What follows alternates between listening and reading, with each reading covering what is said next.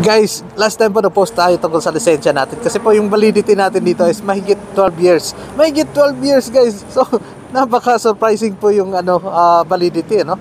At saka maraming nag-comment dito sa pinost natin tungkol sa tanong ko.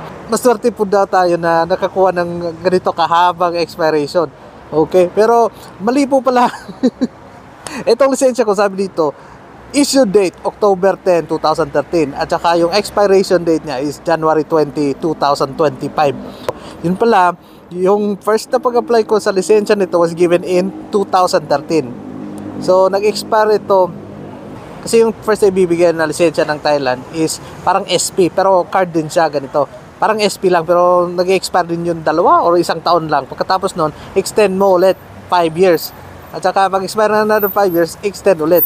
So I think last 2020 nag-extend siguro ako, di ko lang matandaan ba na nag-extend pala ako. Kaya yeah, from then on 2020 hanggang 2025, 5 years lang po pala yung validity na binibigay every time. Hindi pala 12, mahigit 12 years. Okay, shoutout sa tropa natin na tumulong na explain sa atin, si Paddy Jesh.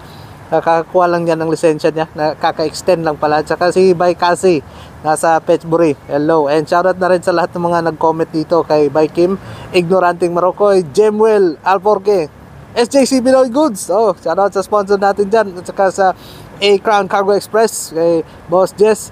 And also shoutout to our friend Gerald Camato, Michael Ripura, Nerio Baay, and Brian Angelo. Alright guys, yun lang po. Hindi po mahigit 12 years yung expiration date ng lisensya dito sa Thailand, kundi po 5 years lang po, 5 years lang po. First time you get it, I think parang SP, isa or 2 taon, tapos every time na mag-extend ka, you'd be given 5 years at a time. Alright, see you next video guys. Thank you for watching.